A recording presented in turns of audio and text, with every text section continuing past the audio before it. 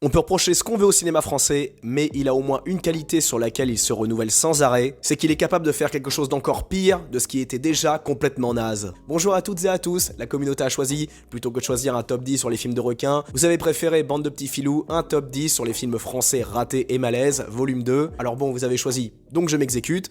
Pour autant, vous inquiétez pas, je prévois bel et bien de faire ce top 10 sur les requins. Elle sortira après ma rétrospective sur The Walking Dead. Vous inquiétez pas les fans de The Walking Dead, je vous ai pas oublié. J'étais un peu malade dernièrement, encore, mais là ça va un peu mieux, ça y est, je reprends des forces. Donc, une fois le montage de cette vidéo terminé, je me remets au boulot et je vous fais ça pour la semaine prochaine au plus tard. Allez, c'est parti, on passe en revue ce nouveau top 10 sur les films français ratés. Croyez-moi, là j'ai réussi à mettre la barre encore plus haut que sur la précédente vidéo. Je pensais pas que c'était possible. Et attention, je vous vois venir, vous allez dire ouais mais c'est négatif de faire une vidéo comme ça, de critiquer pour critiquer, machin nanana. Vous en faites pas, j'ai prévu le coup. À chaque fois que je dégommerai un film, j'en proposerai un autre, bien meilleur à mater à la place. Alors en numéro 10, je vais pas prendre grand risque, je vais parler d'un film connu sorti récemment, un film qui a fait beaucoup de bruit, Astérix et Obélix, l'Empire du Milieu. Pourquoi j'en parle? Bon bah déjà pour son potentiel malaisant et cringe qui est quand même assez élevé, en partie à cause du fait que Astérix et Obélix, l'Empire du Milieu est vraiment un film emblématique, symptomatique plutôt je dirais, de son époque. En gros, on délaisse le talent, les bonnes idées, tous les trucs qui font l'essence même d'une comédie, et partez du principe que faire une comédie c'est quelque chose qui est très dur, surtout quand l'enthousiasme n'y est pas, et l'enthousiasme dans ce film, perso j'avais du mal à le percevoir. Guillaume Canet a ramené le best-of des petites vedettes françaises du moment, aussi bien du côté des acteurs que des youtubeurs. En soi l'idée, on va pas cracher dessus, étant donné qu'Alain Chabat fait exactement la même chose pour Astérix et Obélix Mission Cléopâtre.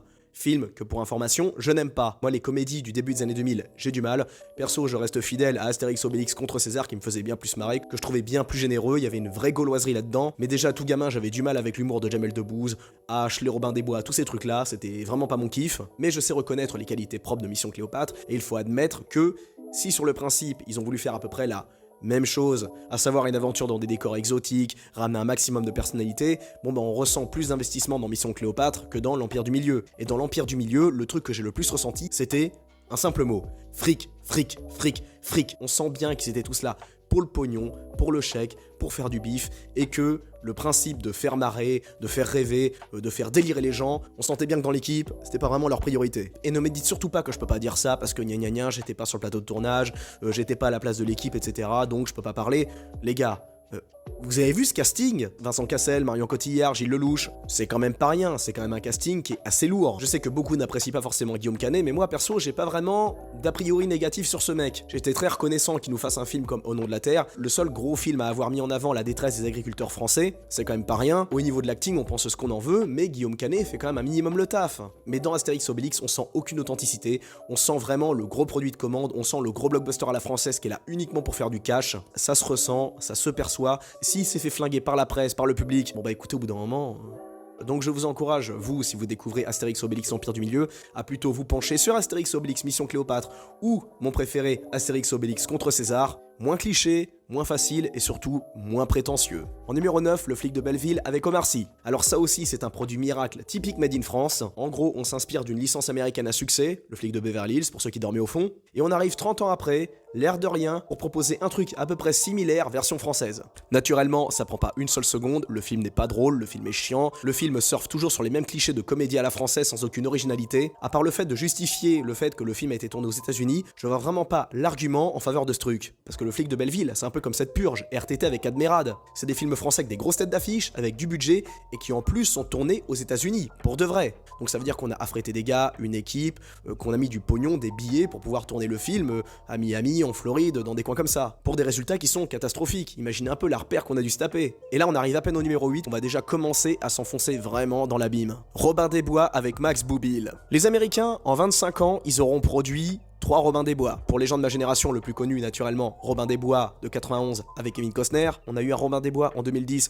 avec Russell Crowe, que je n'ai toujours pas vu. Et un autre Robin des Bois, il me semble, en 2018-2019. Le peu que j'ai vu dans le trailer, ça annonçait quelque chose d'énergie, quelque chose de visuellement très travaillé, très moderne, assez cool. Et nous en France... on aura produit ça. Est-ce que réellement j'ai besoin d'ajouter un commentaire? Vraiment, Robin des Bois, c'est un peu le coco de Max Boublil. Qui de mieux que Gérard Darmon, Max Boublil, Harry Arbitan, Patrick Timsit, Géraldine Nakache et tous les autres pour rendre hommage à un personnage aussi emblématique et aussi puissant culturellement que Robin des Bois. Ce film, vous vous en doutez bien, c'est une honte absolue, évidemment.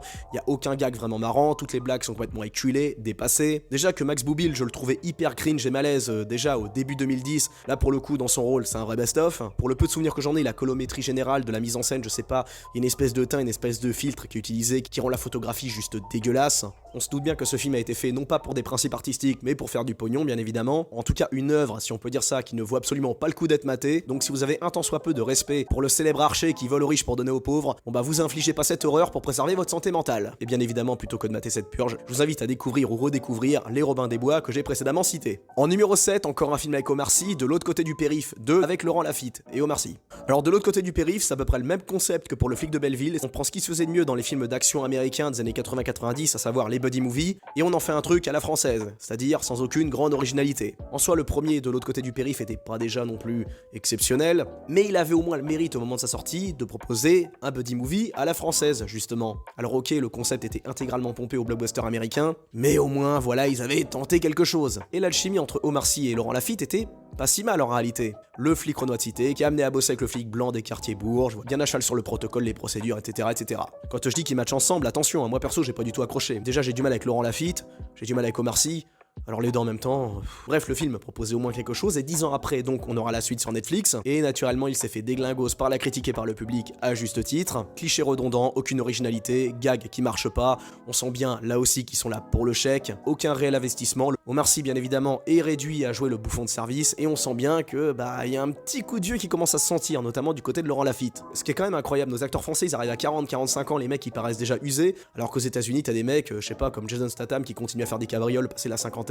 Stallone, même chose, à 70 balais, le mec il continue à couper des têtes dans Rambo, alors que pourtant nos acteurs français, eux, ils arrivent à peine à 45 ans, on a l'impression qu'ils sont déjà bons pour la retraite, quoi. Bref, encore une daube à vous épargner, et si vous voulez mater un vrai buddy movie vraiment drôle, alors je vous invite à découvrir ou redécouvrir ce chef-d'œuvre qui est Le Dernier Samaritain. Superbe ambiance, superbe énergie, des dialogues juste excellents, à crever de rire, des méchants charismatiques, des gentils charismatiques, bref, une vraie réussite, plutôt que de mater de l'autre côté du périph' 2, mater ou remater Le Dernier Samaritain. Ce sera un temps intelligemment investi et des neurones d'épargnés. En numéro 6, on va remonter un peu le temps, Taxi 3. Alors ça va être la minute boomer parce que forcément Taxi ça parle pas aux plus jeunes générations, mais pour moi Taxi 3 c'est vraiment le Taxi qui a amorcé la fin, le déclin de la saga. Et je sais que vous allez me dire, non mais c'est à partir de Taxi 2 que la saga a commencé à décliner. Il y a du vrai, on sentait bien que voilà, la licence commençait à s'orienter vers quelque chose d'un peu plus, voilà, d'un peu plus blockbuster, d'un peu plus d'action. On sentait bien que là il commençait à vouloir remettre plein la vue, mais le 2 avait encore l'âme du premier, et ça c'est le plus important. Et Taxi 1, on en pense ce qu'on veut, mais même moi encore aujourd'hui je le trouve génial. Sami Nasri, on pense ce qu'on veut du bonhomme par rapport à ses déboires judiciaires, voilà, et son casier long comme... N'empêche que je l'adorais dans ce rôle, notamment dans le 1 et le 2. Les répliques et les punchlines, elles étaient excellentes. Nasri faisait un super duo avec Def Yantal. Les scènes d'action pour l'époque, pour un film français, c'était quand même pas mal, c'était quand même efficace. Je critique pas mal les films français, mais dans les années 90, au niveau des films d'action, on avait quand même des bons trucs. Nikita, Léon, Taxi, et bien sûr Doberman. Le film est sorti en 96 et je trouve qu'il a pas pris une ride. Ça pareil, j'en parlerai davantage dans une prochaine vidéo. Et pour revenir à Taxi 1 et 2, bonne ambiance, c'est cool, y a une âme, c'est un film vraiment populaire.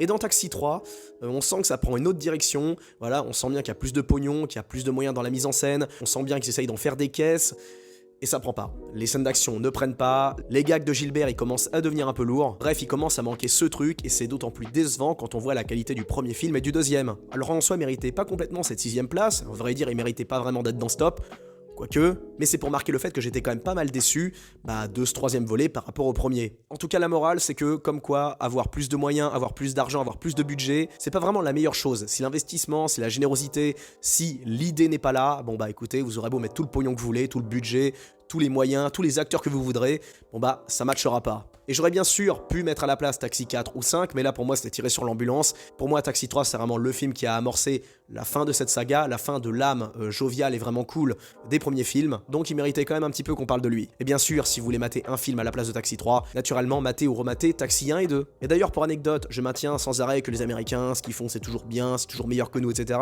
N'empêche que Taxi a eu droit à son remake américain, ouais, j'ai pas vu tout le film, mais c'était de la merde. En numéro 5, Convoi exceptionnel avec Depardieu et Clavier. Alors ce film quand je l'ai vu, j'étais pas content du tout. Sans être un grand fan de Bertrand Blier, faut pas exagérer, j'apprécie ses vieux films, notamment Les Valseuses et Tenues de soirée. Et j'avais détesté Le Bruit des glaçons que je trouvais vraiment surfait. Le film est sorti en 2010, on a changé d'époque, on n'est plus dans les années 70 ni 80, le film n'avait plus ce truc. Et même s'il y avait Jean Dujardin et Dupontel à l'affiche, bon bah voilà, le film prenait pas, il était à des années-lumière de l'authenticité qu'on avait dans Les Valseuses ou dans Tenues de soirée. Mais alors Convoi exceptionnel, c'est vraiment une grosse exception parce que voilà, bon bah c'était cool de revoir Clavier et Depardieu. C'était depuis Astérix Obélix, il me semble qu'on les avait pas vus. Le problème c'est que, bah, comme dans beaucoup de films français, ils ont fait l'erreur de démultiplier les personnages, comme pour Les Visiteurs 3 par exemple. Le fait d'ajouter toujours trop d'acteurs, c'est chiant, c'est indigeste. Faut qu'on en ajoute sans arrêt des nouveaux qui n'ont aucun intérêt, qui n'ont aucune substance, qui n'ont aucun jeu, voilà, qui sont à des années-lumière du jeu, de la présence de Clavier de Depardieu, parce que quoi qu'on pense d'eux, bon bah ils ont une aura, ils ont un charisme. Quand ils rentrent dans une pièce, on sent qu'ils sont là. Et le problème c'est qu'ils ont voulu trop les faire matcher avec des acteurs qui étaient vraiment médiocres,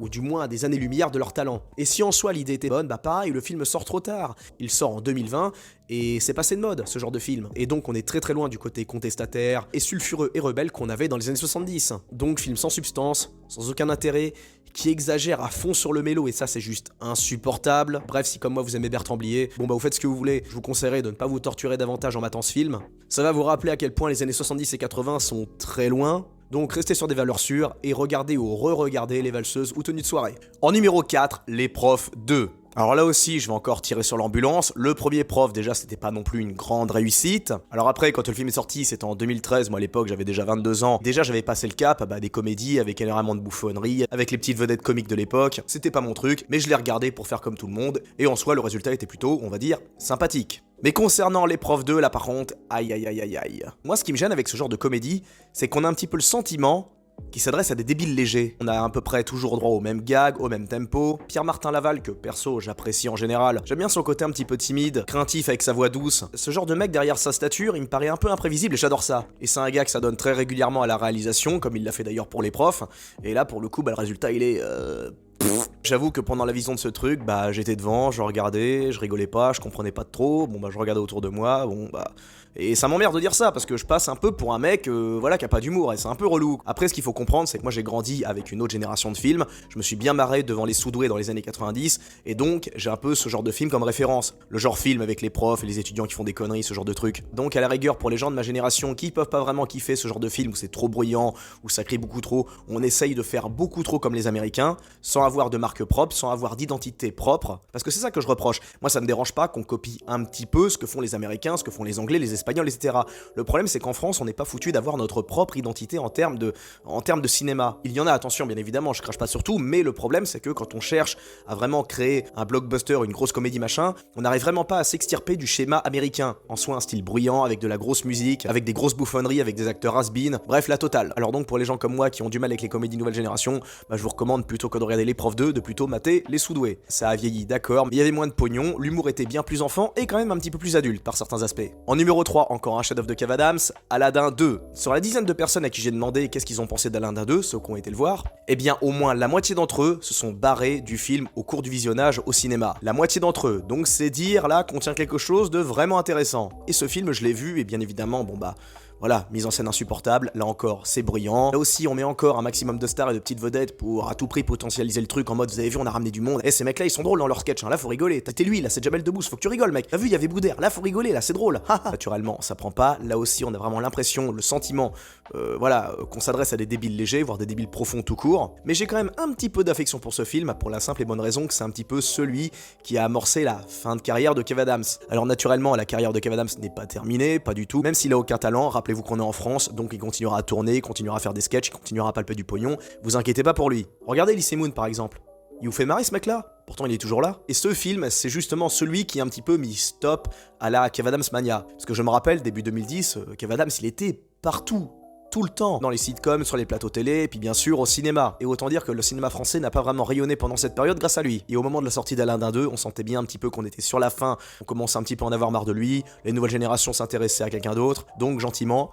Et quel soulagement de se dire que ce film, un petit peu le dernier où on le verra faire ses grosses bouffonneries, en tout cas Aladdin 2 s'est fait déglinguer par la presse, déglinguer par la critique, donc je trouvais ça normal de lui faire honneur en le mettant en numéro 3 dans cette liste. En numéro 2, attention j'en ai un bon, Brutus contre César. Un film réalisé par Kéron, avec Kéron également dans le rôle titre. Un film sorti récemment sur Prime. Alors il faut le dire, mais en France, On a un problème avec l'Antiquité. Décidément, à chaque fois qu'on tente un truc, que ce soit un film historique, une comédie populaire ou une comédie qui sort sur une plateforme, sauf rare exception, qu'importe les décennies, c'est toujours de la merde. Et qui de mieux qu'un mec comme Kéron, justement pour mettre en scène un personnage, aussi riche d'un point de vue historique que Brutus, que César, que Vercingétorix, que ces mecs-là. Et quelle grande idée d'avoir mis bien sûr Ramsay dans le rôle de César, cette meuf-là dans le rôle d'une centurion. Je comprends que ce genre de liberté artistique ça puisse énerver. Moi perso je m'en fous. Je trouve ça tellement ridicule que dans le fond ça me fait marrer. Et à juste titre bien sûr le film s'est fait dégommer parce que là aussi, allez, je me répète, aucune originalité, aucune scène réellement drôle, aucun passage qui sorte du lot, on sent qu'ils essayent de forcer à mort. Kéron, c'est vraiment un type pour lequel j'ai jamais réellement eu d'affection,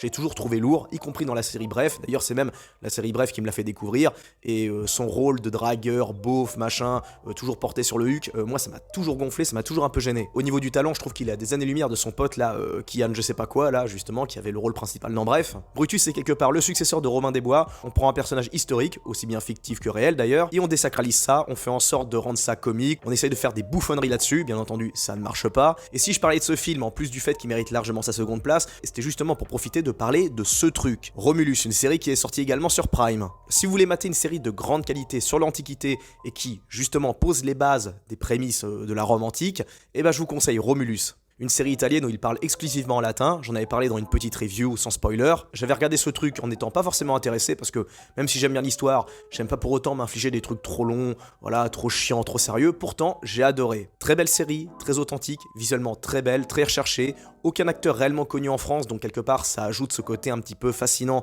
On voit des nouvelles têtes qu'on connaît pas, c'est des acteurs qui sont surtout connus en Italie. Une production 100% italienne, une espèce de Game of Thrones réaliste version latin. Si vous vous intéressez un minimum à l'histoire et que vous voulez voir quelque chose qui mixe un petit peu entre fantastique et réalisme, alors je vous conseille Romulus, disponible sur Prime.